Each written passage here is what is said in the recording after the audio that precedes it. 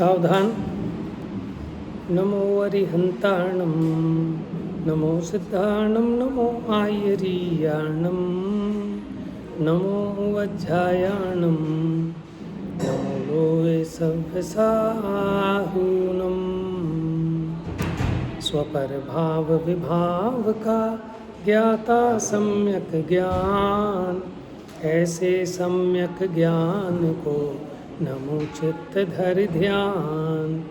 उसके धारक पंच गुरु अरहंत सिद्ध अरुसूर, उपाध्याय सब साधु पद नमत होए अगचूर।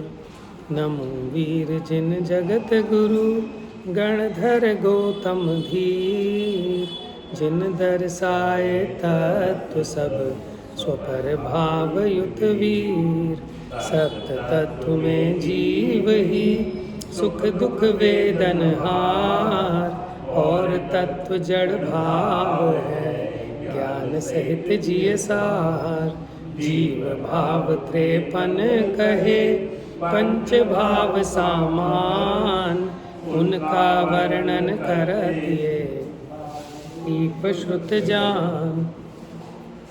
ये भाव दीपिका जी ग्रंथ है, पंडित दीपचंद जी कासलीवाल। पंडित दीपचंद जी कासलीवाल जिनका अनुभव प्रकाश ग्रंथ बड़ा फेमस है, और भी 7-8 उन्होंने छोटे छोटे से ग्रंथ लिखे हैं, जैसे आत्मावलोकन, ठीक है ना, एक परमात्मा पुराण, ऐसे ऐसे करके ना बहुत आध्यात्मिक हैं।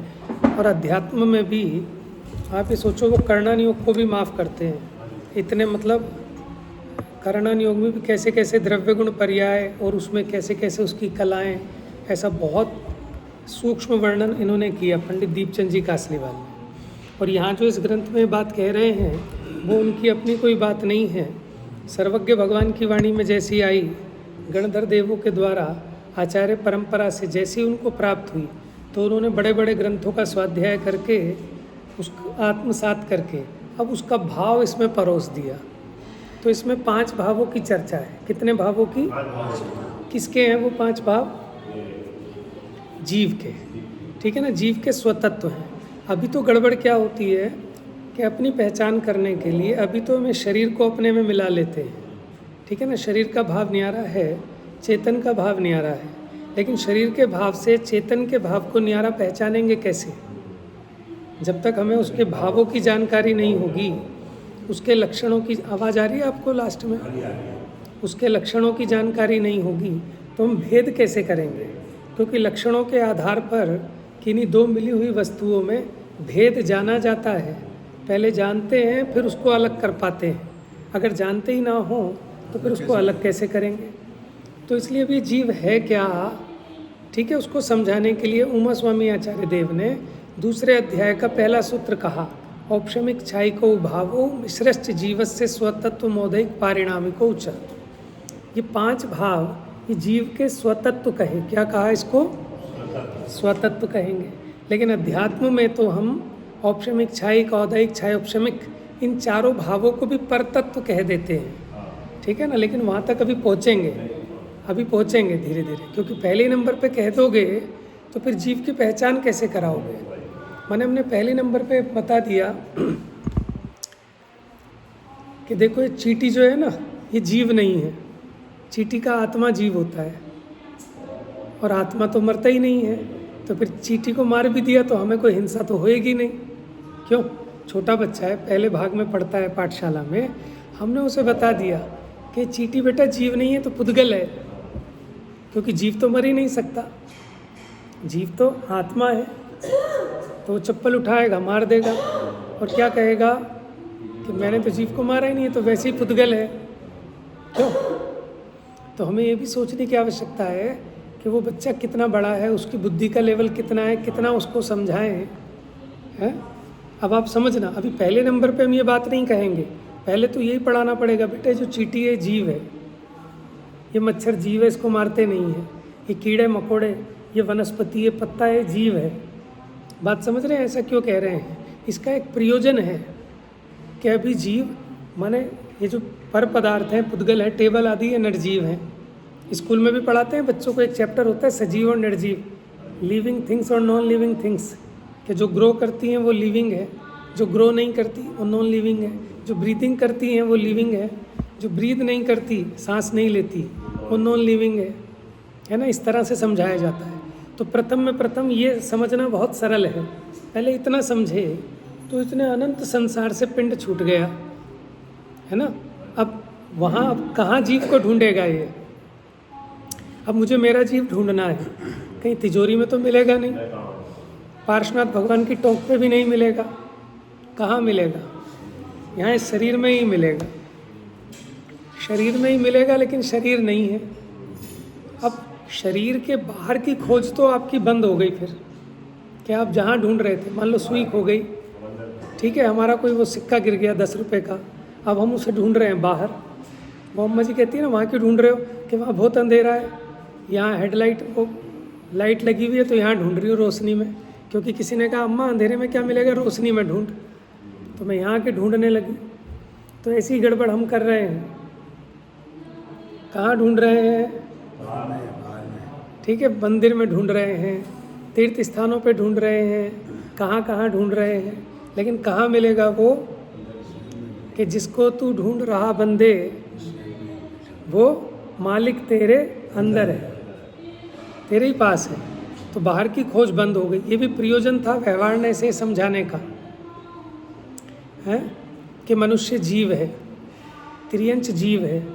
आगे जाके इसका निषेध करते जाएंगे, लेकिन उसका क्रम है।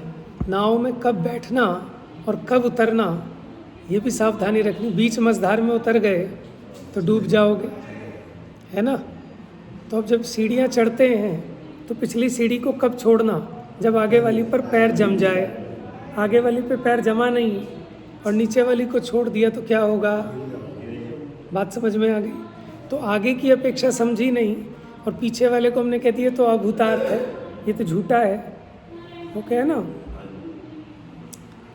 कि इतो भ्रष्टो ततो भ्रष्ट, कि 5 इंद्रिय के विषय भोग, ये इसमें सुन लिया कि आनंद नहीं है और आत्मा का आनंद मिला नहीं। वो बनारसी दास जी लिखते हैं, करनी का रस मिट गया, भया ना आत्म स्वाद, भई बनारसी की दशा जथा ऊँट को पाद। माने भ्रष्ट हो गए, क्योंकि करनी का रस तो मिट गया। ये तो क्रियाकांड है, इसमें तो कुछ है ही नहीं।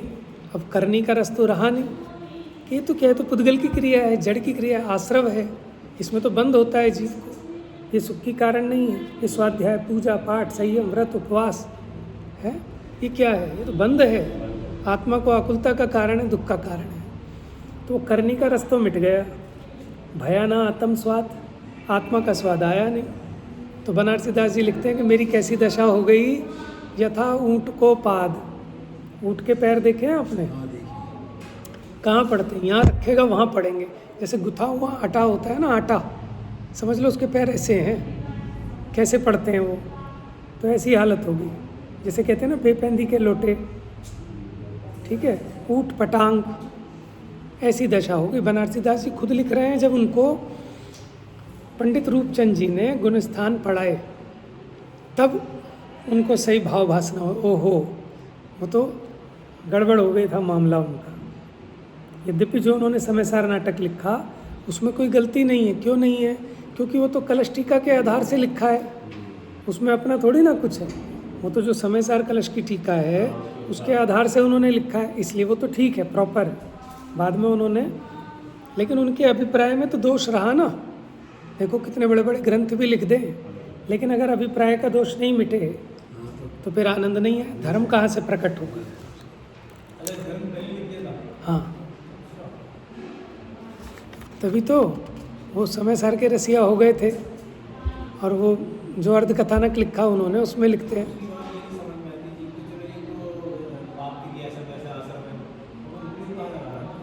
हाँ, मतलब ये तो स्थूल भूल है ना। लेकिन ये जीव को मोह का नशा ऐसा चढ़ता है, ये मिथ्यात्व ऐसी चीज़ है। ऐसे ही देखो, जो व्यवहाराभासी होता है उसको भी ऐसा नशा जोरदार चढ़ता है, दुनिया कहे कि बड़ा धर्मात्मा है, वो भी भीतर में मानेगा मैं बड़ा धर्मात्मा हूँ, लेकिन अभिप्राय में बड़ी भारी भूल लेके बैठा है, जड़ की क्रिया में संतुष्ट हो रहा है। और ऐसी निश्चयभाषी को भी बड़ी भारी भूल है। वो समझता है कि मैं तो भगवान बना बनाया हूँ, मैं परम पारिणामिक भाव स्वरूप हूँ, मैं तो परमात्मा हूँ, मैं तो सिद्ध हूँ। समझ में आया? लेकिन उसकी अपेक्षा बराबर ना समझने से, कल मैंने आपको दिखाया था ना कि आपको प्रकाश दिखाई दे रहा है, ठीक है, प्रकाश दिखाई दे रहा है ना, कहाँ है प्रकाश, दिखाओ मुझे।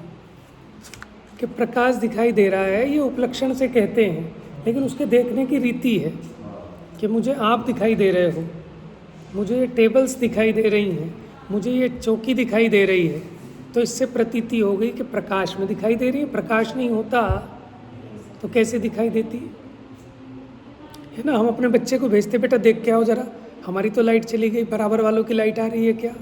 तो वो जाता है उनके गेट से झांक के आ जाता है, तो क्या देख के आया वो? लाइट है, यानी उसने क्या देखा? प्रकाश देखा ना। लेकिन उसने प्रकाश नाम की कोई चीज़ वहाँ उसे ऐसे अलग से दिखाई नहीं दी। उसको सोफ़ा दिख गया, उनको टीवी दिख गया, उसको कमरा पूरा अच्छे से स्पष्ट दिख गया, और उसमें उसके ज्ञान में ऐसी व्याप्ति फिक्स है कि प्रकाश होने पर ही दिखती हैं, प्रकाश ना हो तो नहीं दिखती, ऐसी व्याप्ति सेट है ना ज्ञान में। तो इससे उसको ये प्रतीति बन गई कि इनकी लाइट आ रही है। क्या देख के आया है? सोफ़ा, बेड, ये सब दिखाई दे रहा है बाहर से ही, तो इनकी तो लाइट आ रही है। समझ में आ रहा है ना। तो ऐसे ही जो ज्ञायक दिखेगा, कैसा दिखेगा? आप जैसा देखना चाह रहे हो वैसा तो सर्वज्ञ होने पर दिखता है। ये प्रश्न भी उठाया है मोक्ष मार्ग प्रकाशिक में कि भाई जब तक हम 7 तत्वों को नहीं जानेंगे, ठीक है ना, तो फिर उसकी जाने बिना श्रद्धान नहीं होता। तो पहले हमें केवल ज्ञान मिल जाए तभी तो हम श्रद्धान करेंगे सबका। प्रश्न उठाया है वहाँ पर कि नहीं, सबको जानने की ज़रूरत नहीं है। इसलिए जीवादि प्रयोजन भूत तत्व कि उसमें जो प्रयोजन भूत है, सारे जीवों को जानने की ज़रूरत नहीं है आपको, आप अपने जीव को जान लो। अच्छा, पुद्गल तो उससे भी अनंत गुने अनंता अनंत है, तो सारे पुद्गलों को भी जानने की ज़रूरत नहीं। किन को जान लें? कौन से हैं प्रयोजन भूत? प्रयोजन भूत वो हैं कि जहाँ मैं अटक रहा हूँ, जैसे मेरा शरीर, मेरे स्त्री पुत्र मकान दुकान धन दौलत, ये प्रयोजन भूत है बस। बाकी सारी दुनिया के आपको जानने की ज़रूरत नहीं है। बात समझ में आ रही है? इसलिए प्रयोजन भूत जीवादि तत्वों का श्रद्धान, उसके लिए उनका ज्ञान जरूरी है। और इतने ज्ञान का उघाड़ सैनी पंचेंद्रियों को है ही। सैनी पंचेंद्रिय से नीचे वाला, ठीक है, सम्यक दर्शन क्यों नहीं कर सकता? क्योंकि उसके ज्ञान में उतनी अभी सामर्थ्य ही नहीं है कि वो उतने उन पदार्थों को अपने ज्ञान के द्वारा जान सके। तो सही अपेक्षा को न समझ पाने के कारण वो भी बड़ी भारी भूल में चल जाता है। लेकिन भीतर में कैसा लगता है उसको कि मैं परमात्मा हूँ, मैं बना बनाया भगवान हूँ। तो टोडरमल जी ने तो लिखा, जैसे स्वप्न में कोई ऐसी कल्पना करे कि मैं राजा हूँ और मेरे नौकर चाकर हैं, सब मेरी सेवा कर रहे हैं, मेरी इतनी पूछ हो रही है, इतने मेरे ये हैं वो हैं, तो आप बताओ ईमानदारी से, अभी आप आँख मीच के ऐसा विचार करो, आपको मज़ा आएगा कि नहीं आएगा? क्यों भाई साहब? अभी थोड़ी देर को आप विचार करने बैठ जाओ कि मेरी दुकान बहुत बढ़िया चल गई, एक दुकान से मैंने 4 दुकानें खरीद ली, अब 4 दुकानें, वो कौन है आपके वहाँ बड़ा फेमस, उसको भी मैंने फेल कर दिया। अब ग्राहकों की इतनी भीड़ लग गई कि होश नहीं आ रही।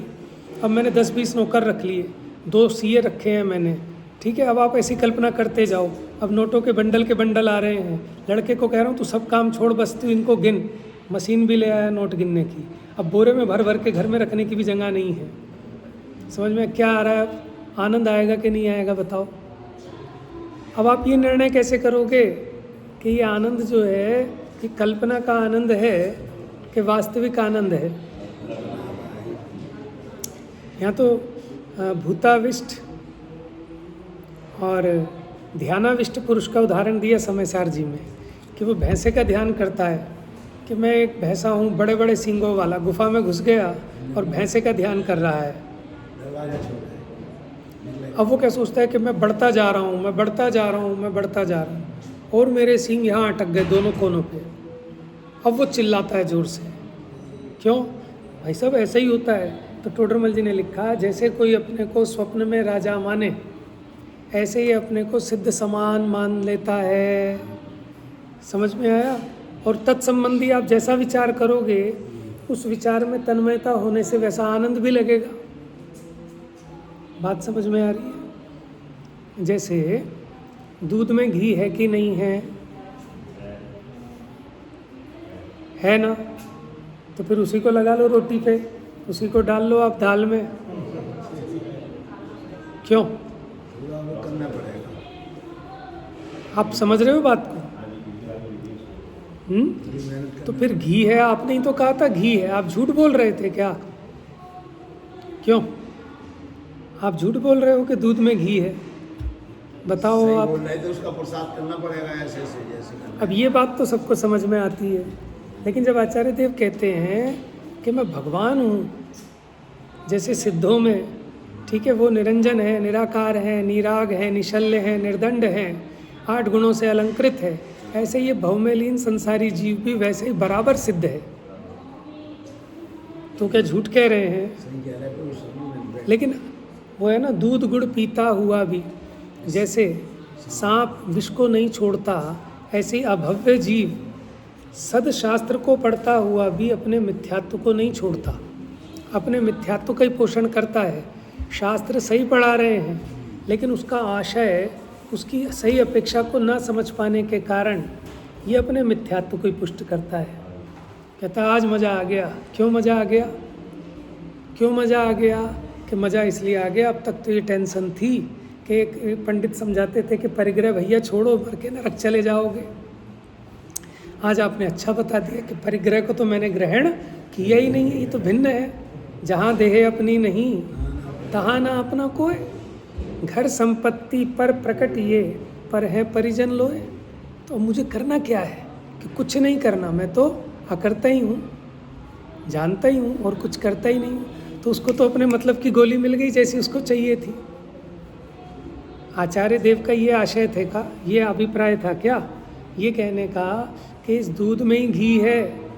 भैया जो घी के लिए भटक रहा था, भीख मांगता फिर रहा था, घर में अपनी गाय बंधी हैं, दुनिया भर का दूध निकल रहा है और घी खरीदता फिर रहा है, घटिया है, नकली है, असली है, महंगा है, सस्ता है। तो उसको समझाया, भैया तू कहाँ ठोकर खा रहा है, हैं? जिसको तू ढूंढ रहा बाहर, वो घी तेरे ही दूध में है। समझ में आया?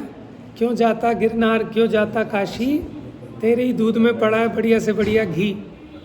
बात समझ में आ रही है? तो अब समझ लेना, दोनों बातें ठीक हैं कि गलत हैं। अब कोई कहे उस दूध में घी है सो ठीक है, और कोई कहे दूध में घी नहीं है भैया, वो भी ठीक है। अपेक्षा समझ में आ रही है आपको? बराबर। ऐसे ही कोई कहे ये आत्मा ही परमात्मा है, मैं ही सिद्ध हूँ, ये बात भी ठीक है, क्योंकि वो सिद्धपना वो कहीं बाहर से तो आएगा नहीं, कोई गिफ्ट तो मिलेगा नहीं, कोई गुरुजी तो दे नहीं देंगे। क्यों? कहाँ से आएगा? अपने में से ही आएगा। ज्ञान, सुख सब यहीं से आना है। दूध वाला तो घी में देख लिया, माना घी कैसे बनता है, और क्या नाम है, ये नहीं देखा है अपना, देख हाँ लिया तो। बराबर, बहुत बढ़िया प्रश्न, बहुत अच्छा है, उस पर हम आगे बढ़ रहे हैं अभी। तो इनने क्या प्रश्न किया कि घी के बारे में तो हम परिचित हैं, इसलिए हमें सही समझ में आ रहा है कि कैसे निकलता है। हमने देख लिया किसी दूसरे को कि ऐसे निकाला जाता है, इस प्रोसेस से निकाला जाता है। लेकिन अब अपने मामले में कैसे देखें, तो है ना ये सामने, इसीलिए तो हम आते हैं। और प्रयोजन क्या है? बात समझ रहे हैं कि हम कैसे सीखें कि जिन्होंने निकाल लिया, ठीक है ना, सर्व ही अरहंत ने विधि नष्ट की ने जिस विधि, सबको बताई वह विधि, हो नमन उनको सब विधि। प्रवचन सार जी की मूल गाथा है ये, कि भगवान में कुछ भी नहीं छिपाया। उन्होंने जिस तरह अपने दूध में से घी निकाला, उसी विधि को सबके लिए बता दिया। बात समझ में आ रही है ना? तो वो विधि बता रहे हैं ना भगवान, देखो वो भगवान विराजमान है, भगवान का समोशरण है। और समोशरण तो वो होता है जिसमें दिव्य ध्वनि खिरे। हम तो इसीलिए जाते हैं, खाली दर्शन के लिए थोड़ी ही जाते हैं। बराबर, दो बातें हैं, बहुत बढ़िया। देखो अभी कारण और पूछ लेना मेरे से, मैं घी में भी बताऊंगा दोनों बातें, कारण घी और कार्य घी। अभी क्या कह रहे हैं, जैसे भगवान की दिव्य ध्वनि होती है ना समूह शरण में, इसीलिए तो जाते हैं समूह शरण में, भगवान का उपदेश मिले। तो भगवान ने जो कहा गणधरों ने उसको गूंथा, आगे आने वाले आचार्यों ने उसको शास्त्रों में निबद्ध किया, और वो शास्त्रों के माध्यम से हमको वो विधि अभी भी उपलब्ध है। और ज्ञानी अभी भी ऐसे दिखाई देते हैं, जो ज्ञानी जन हैं वो उस विधि को अपनाकर सुखी हो रहे हैं। अब क्या चीज़ है कि दो प्रकार के भेद करो घी के, एक कारण घी, एक कार्य घी।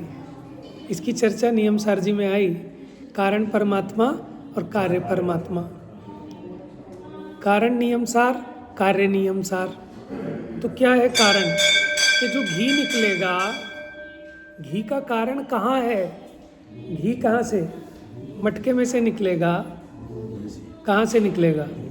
दूध में से निकलेगा। दूध के अलावा पानी में से या कहीं और से तो निकल ही नहीं सकता। बात समझ में आ रही है ना? तो इसका मतलब उसका कारण, घी का कारण उस दूध में ही है। तो वहाँ वो कारण जिसको समझ में आएगा वो उस कार्य को प्रकट करेगा। जिसको भी यही समझ में नहीं आ रहा कि इस दूध में घी है, तो वो घी निकाल ही नहीं सकता। देखो मार्केट में एक सपरेटा दूध भी आने लगा है। कौन सा? सपरेटा क्या होता है कि जिसकी क्रीम निकाल ली है सारी। अब क्रीम निकालने से क्या होगा? अब उसमें से घी निकलेगा क्या? क्यों नहीं निकलेगा? उसमें सब माल तो पहले निकाल लिया। उसमें है ही नहीं, वो तो पानी है। समझ में आया? सपरेटा दूध में से घी नहीं निकलेगा।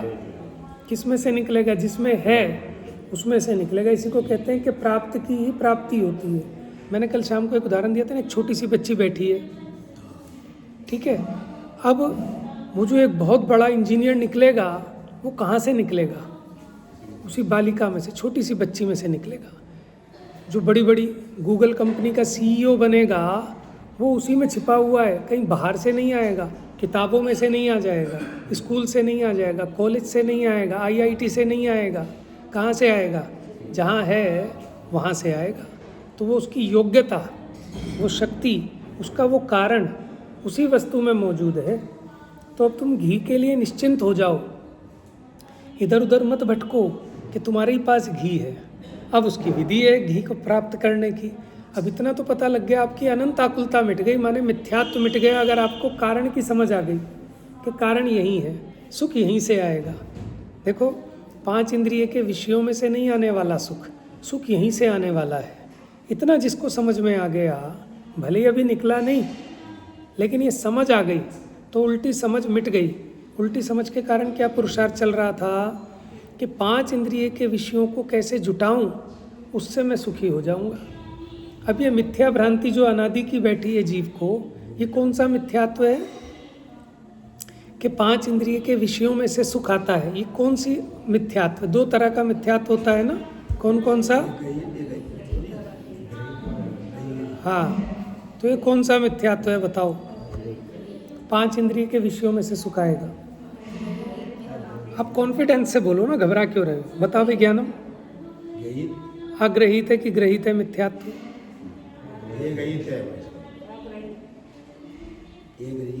घबराया मत करो, जो बोलो कॉन्फिडेंस से बोलो।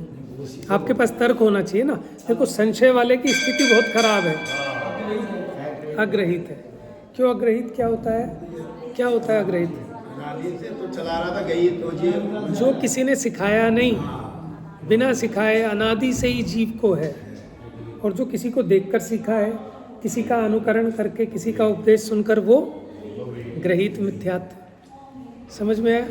बच्चा जो दुकान पे बैठता है ना, पहली बोनी जो होती है उसको ऐसे करता है, ऐसे ऐसे करता है, ये देख देख के सीखा है। समझ में आया? ग्रहित है।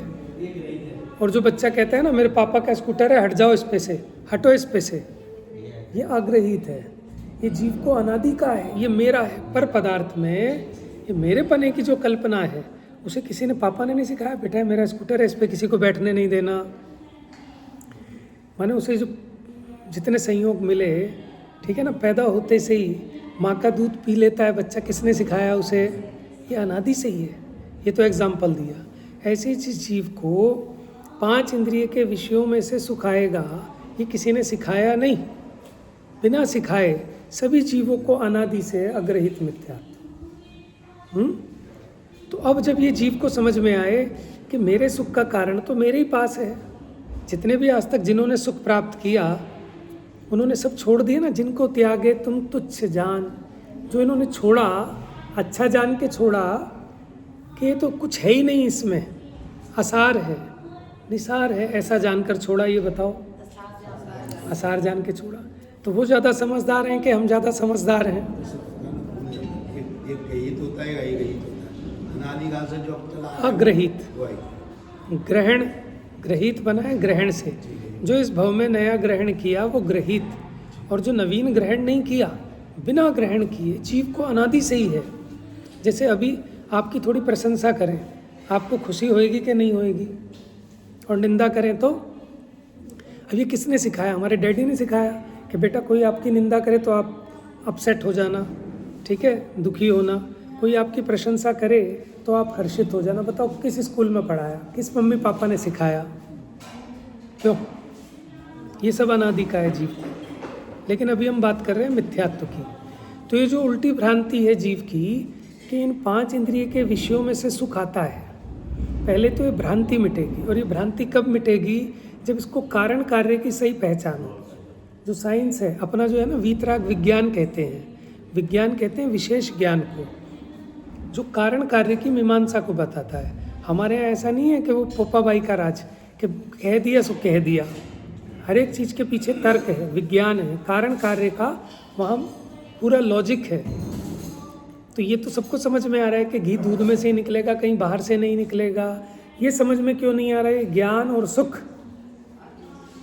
मेरे में से ही आएगा, कहीं से नहीं आएगा। हमने गुलाब जामुन खाया, गुलाब जामुन खाने पे मज़ा आता है, तो मज़ा कहाँ से आ रहा है? लग क्या रहा है अपने को कि गुलाब जामुन में से आया? लेकिन आचार्य देव कहते हैं कि भैया थोड़ी सी कारण की खोज करो।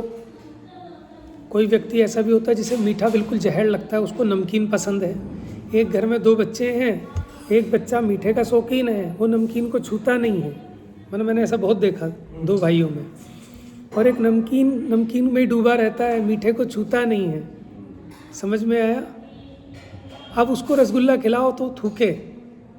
अगर उसमें मज़ा होता तो दोनों को आना चाहिए था। चलो छोड़ो दोनों की बात। अब जिसको मज़ा आ रहा है उसे एक रसगुल्ले में से आया 100 ग्राम मज़ा, तो 10 रसगुल्लों में से कितना आएगा? आप बताओ, जल्दी से दुकान चलाते हो, कितना आएगा? पहले वाला ही उतना ही आएगा। हाँ जी भाई साहब, कितना आएगा? उतना ही आएगा जितना पहले रसगुल्ले में आया। अब आप आज घर जाना और रसगुल्ले बनवाना, ठीक है, बाहर के तो खाते ही नहीं। अब आप पहला रसगुल्ला खाना और फिर देखना कितना आनंद आया। अब उसके बाद दूसरा खाना, फिर तीसरा खाना, फिर चौथा खाना, ठीक है, फिर आपको 5वां खिलाएंगे। अब खिलाना पड़ेगा, पहले आप खा रहे थे, फिर छठा, फिर 7वां आपको पकड़ के ज़बरदस्ती ठूसना पड़ेगा। और 10वें में आप चिल्लाओगे, ज़बरदस्ती कहोगे मैं महादुखी हो गया, भैया भगवान बचाए, आज के बाद कान पकड़े। होता है कि नहीं होता?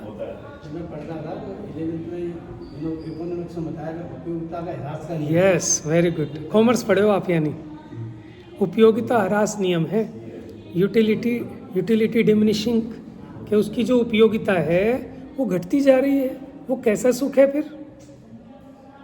देखो, उसको खाने के काल में फिर सुख आया कहाँ से? अब इसकी खोज करो। इसको कहते हैं तत्व विचार। क्या कहते हैं? कई लोग पूछते हैं ना कि तत्व विचार कैसे करें, क्या करें? यही तो तत्व विचार है कि मुझे ऐसा लग रहा है कि आज सब्जी बड़ी बढ़िया बनी है, मज़ा आ रहा है, एक रोटी फालतू खाऊंगा तो इसमें से स्वाद आ रहा है। तो बस एक ही रोटी फालतू क्यों खाओगे? कोई कमी है आपके पास? आटा भी बहुत है, अभी कल ही पिसा है, तो आप 5 खाओ और 10 खाओ, एक ही क्यों खाओगे? अब वहाँ विचार होना चाहिए जीव को कि देखो कैसी मेरी कल्पना है। यद्यपि भूमि का प्रमाण सम्यक दृष्टि को भी है, वो भी कह रहे एक और लाओ भाई, एक रसगुल्ला और दो, बड़ा टेस्टी बना है, मज़ा आ गया। हो सकता है वो भी हलवा खा के कहे आज तो आत्मा में आनंद आ गया। समझ में आया? तो वो कहता हुआ भी मिथ्यात्व ही नहीं होता।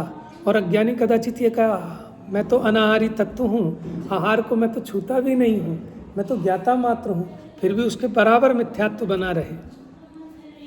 तो भाषा बदलने से तो कुछ नहीं है। हाँ समझ में आया? तो ये छूटना चाहिए हलवा। तो ऐसी वो तो समदृष्टि दृगधारी की मोहे रीति लगत है हटापटी।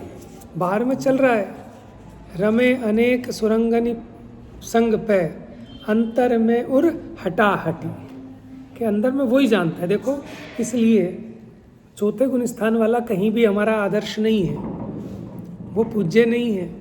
हमारे यहाँ पूज्यपना संयम से होता है। आप ये बताओ, भरत चक्रवर्ती ब्रह्मचारी था कि नहीं? भरत चक्रवर्ती, भरत जी घर में ही वैरागी, भरत जी घर में ही वैरागी। अब बताओ, भरत चक्रवर्ती ब्रह्मचारी थे कि नहीं? जब घर में रह के वैरागी थे। ब्रह्मचारी, ब्रह्मचर्य किसे कहते हैं बताओ?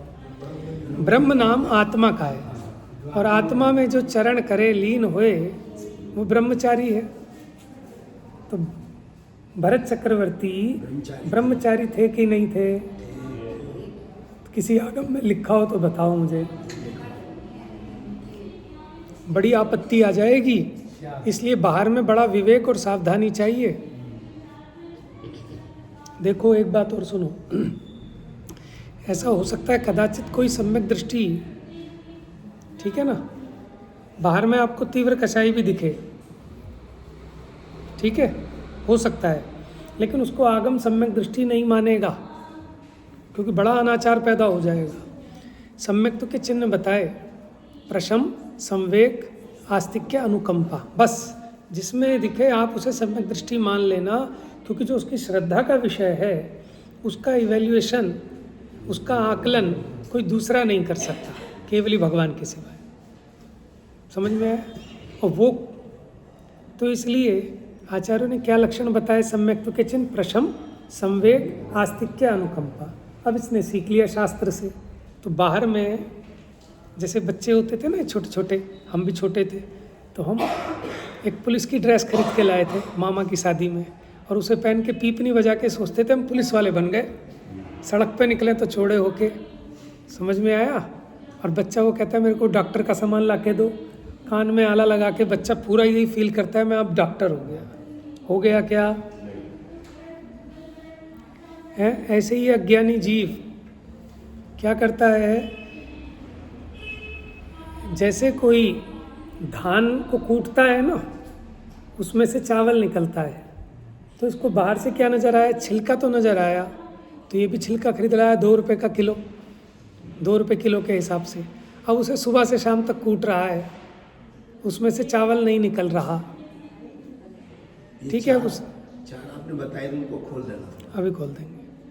अब विषय तो बहुत है ना, फिर क्या क्या खोलेंगे। इसलिए अच्छी बात है कि जिज्ञासा होनी चाहिए। जिसकी जिज्ञासा मर गई ना, वो मर गया जीव। क्या कहा? या तो आप वीतरागी हो गए हो, लेकिन जिसको जिज्ञासा ही नहीं होती है, जो बताया ये क्या चीज़ है मुझे जाननी है, जिसको ऐसी जिज्ञासा ही नहीं है, उसको ग्राहकता ही नहीं है, उसको पात्रता ही नहीं है, वो सीखेगा कैसे? क्लास में भी कौन बच्चा ज़्यादा नंबर लेके आता है, कौन बच्चा ज़्यादा लर्निंग करता है? जिसकी क्यूरियोसिटी होती है, जिज्ञासा, ये क्या कहा, ये कैसे होता है, ये क्यों होता है, इसी को तो कहते हैं कौतूहल। ऐसे ही जीव तत्व का कौतूहल ही हो जाए ना। अभी एक क्वेश्चन खड़ा है अपना कि रसगुल्ले में से स्वाद नहीं आता, फिर लगता क्यों है? अभी उसकी चर्चा पेंडिंग है, याद रखना। तो हम ये कह रहे थे यही तो तत्व विचार है। अभी आपने, हाँ, तो जैसे वो भूसे को कूट रहा है, अब वो सोचता है साहब मेरे कूटने में कुछ कमी होगी, अब वो कोई बढ़िया मशीन लेके आऊँ, ठीक है? वो बढ़िया मशीन भी मंगा ली उसने बाहर से, लेकिन उसमें से भी कण नहीं निकला। क्यों नहीं निकला? है ही नहीं, तो निकलेगा कहाँ से? बात समझ में आ रही है? तो ऐसे ही हम दूसरे की बाहर की क्रिया देखकर उसको ओढ़ लेते हैं कि हम प्रशम भी ले आएंगे। अरे भाई साहब कुछ नहीं है, सब भाई साहब उदय प्रमाण है, अरे साहब क्रमबद्ध पर्याय है, अरे भगवान प्रभु आप कैसी बात कर रहे हो? समझ में है?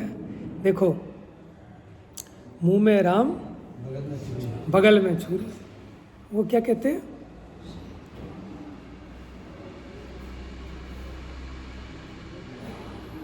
लंबा तिलक माधुरी वाणी दगाबाज की निशानी है, तो मोटे रूप में कह रहे हैं लेकिन देखो तिलक इतना होता है, लेकिन इतना क्यों लगा रहा है?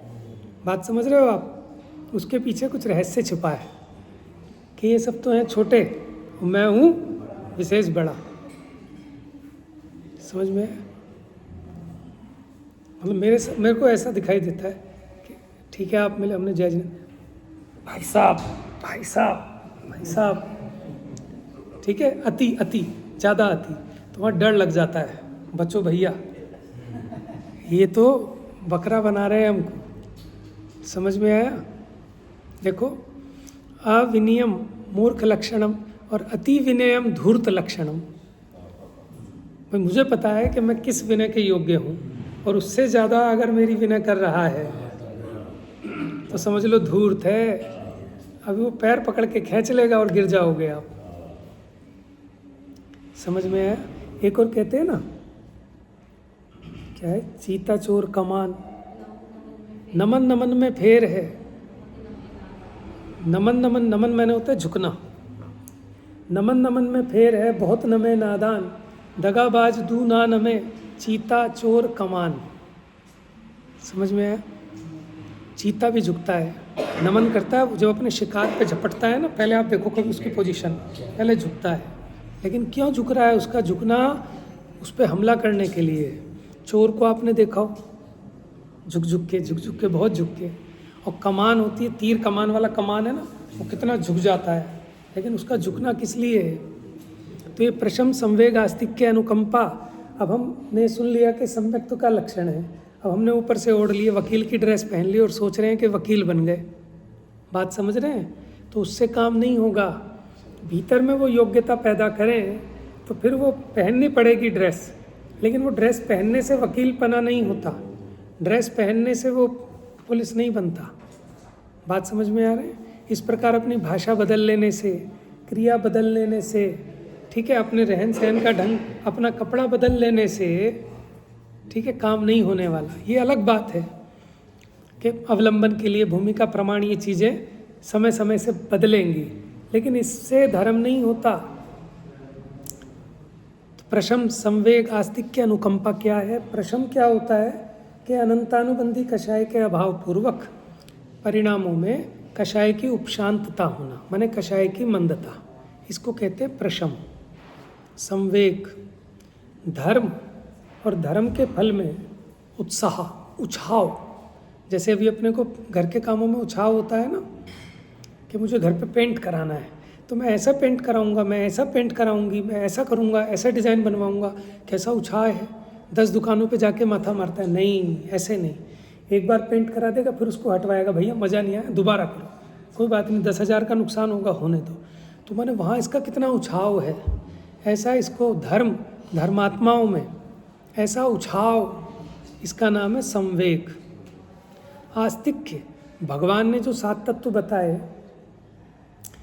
जो स्वर्ग नरक आदि बताए, उनमें इसकी श्रद्धा कि हाँ ऐसे ही वस्तु का स्वरूप है, इसका नाम है आस्तिक्य। और प्राणी मात्र के प्रति दया। देखो जो ज्ञानी होगा ना, ऐसा नहीं होगा कि उसको दया ना हो, करुणा ना हो, उसके चित्त में सहज रूप से ऐसी करुणा और दया रहती है। तो ये 4 चिन्ह है सम्यक दृष्टि के। क्या क्या बताए? प्रशम, संवेग, आस्तिक्य, अनुकंपा। अष्टपाहुड़ जी में पढ़ना शुरू में ही, जो दर्शन पाहुड़ है उसमें इसका बहुत वर्णन किया कि हम तो दूसरे का सम्यक तो देख ही नहीं सकते, कि अगर नहीं देख सकते हो तो फिर सारे मोक्ष मार्ग का लोप हो जाएगा। फिर पात्रदान कैसे करोगे आप? ज्ञान किससे प्राप्त करोगे? जब तक आप ये निर्णय नहीं कर पाओगे कि ये सम्यक दृष्टि है कि मिथ्या दृष्टि है, तो फिर तो आपका सारा धर्म और ये मोक्ष का मार्ग, इसका लोप हो जाएगा। क्योंकि पात्र को ही दान देना, पात्र किसे कहते हैं? सम्यक दृष्टि को। और सम्यक दृष्टि की वाणी सम्यक में निमित्त होती है, तो फिर कैसे निर्णय करें? तो वहाँ उसको खुलासा किया, प्रशम, संवेग, आस्तिक्य, अनुकंपा, इन चिन्हों से निर्णय करना, उसके आगे आपकी ताकत नहीं है। और देखो कोई सम्यक दृष्टि भी है, इतनी देर में आप झुकते हैं ना ऐसे, उतनी देर में हो सकता है 4 बार मिथ्यात्व में आ गया और 4 बार सम्यक्त में चला जाए। मुनिराज होते हैं 6ठे 7वें गुणस्थानवर्ती। जितनी देर में आप नमस्कार करते हो उतनी देर में कितनी बार गुणस्थान ऊपर नीचे हो जाए। 6 उपशमिक का ऐसे ही है, तो उसके लिए आप निर्णय नहीं कर सकते। ठीक है, अब प्रश्न अपना वो हो गया आपका, प्रशम, संवेग, आस्तिक्य, अनुकंपा। अब अपना प्रश्न ये है विचार करने का कि मज़ा तो वहीं आता है, रसगुल्ला खाने में, पैसा कमाने में, शॉपिंग करने में, मोबाइल चलाने में। कहाँ से आ रहा है फिर? है कहाँ से आ रहा है? देखो अब समझना इसके पीछे क्या लॉजिक है। ये जीव को कोई इच्छा उठी, माने आपको इच्छा लगी कि वो कुर्सी टेढ़ी पड़ी है और मुझे बेचैनी हो रही है उस वजह से। होती है ना किसी किसी को, बड़ी मुझे अच्छी नहीं लगी, बार बार मैं डिस्टर्ब हो रहा हूँ, तो वो अपनी आकुलता से मैं परेशान हूँ। ठीक है, आपने वो कुर्सी सीधी कर दी, तो मेरे को जो इच्छा थी उसको सीधा करने की, वो इच्छा शांत हो गई, इच्छा मिट गई। तो सुख कहाँ से हुआ? कुर्सी सीधी होने से हुआ कि इच्छा के मिटने से? अच्छा, दुख क्यों था? कुर्सी टेढ़ी थी इसलिए दुख था कि उसको सीधी करने की इच्छा जाग गई थी इसलिए दुख था? अब ये सोचने की बात है, अब ये सब जगह लगाने की बात है ना। इसका निर्णय होना चाहिए। माने पहले विचार होता है, जब विचार होता है तो आप निर्णय की स्टेज पे पहुंचते हैं। ठीक है ना।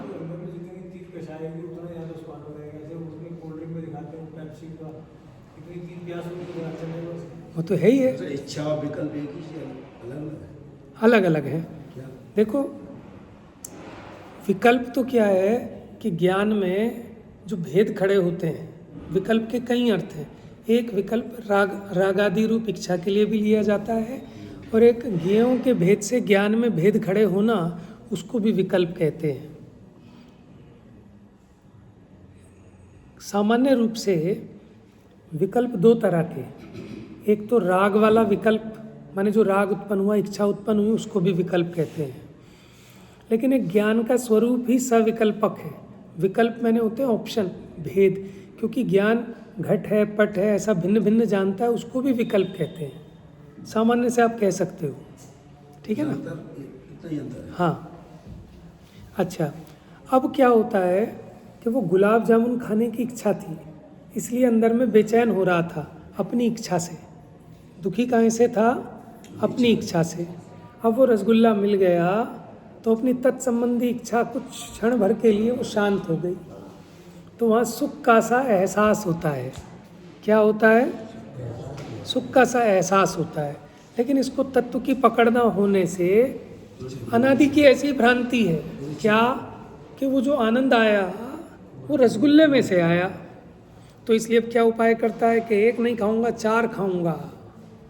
अब वो इच्छा मिट गई 4 खा के। अब इसको घरवाली कहती है मैंने तुम्हारे लिए बनाए हैं 20, कौन खाएगा इसको? ये मर्यादा खत्म हो जाएगी इसकी, अब तो तुम्हें खाने ही पड़ेंगे। डॉक्टर पे जाएगा। अब उसमें से दुख आना चालू हो गया। अब दुख कहाँ से आ रहा है? रसगुल्ले में से आ रहा है क्या? कहाँ से आ रहा है बताओ भाई? अब वो जो दुख आ रहा है उसको रसगुल्ले में से आ रहा है, अपनी इच्छा से। क्योंकि अब उसकी इच्छा है कि अब बिल्कुल एक रसगुल्ला नहीं खाना, इच्छा तो ये है। अब उसकी इच्छा के विपरीत काम हो रहा है, इसलिए दुखी हो रहा है। तो ये इच्छा यहाँ से उत्पन्न हुई है, मैंने ही की है। मैं ही तत्व विचार के द्वारा अगर इसका अभाव कर दूं तो उस रसगुल्ले से क्या सुख आया होगा आपको कि ऐसा आनंद आएगा जो इंद्र, नाग, नरेंद्र व अहम इंद्र के ना ही करें। लेकिन हमारी ना आदत ऐसी खराब है। अभी आप बैठे हो, आपके पेट में दर्द हो रहा है क्या?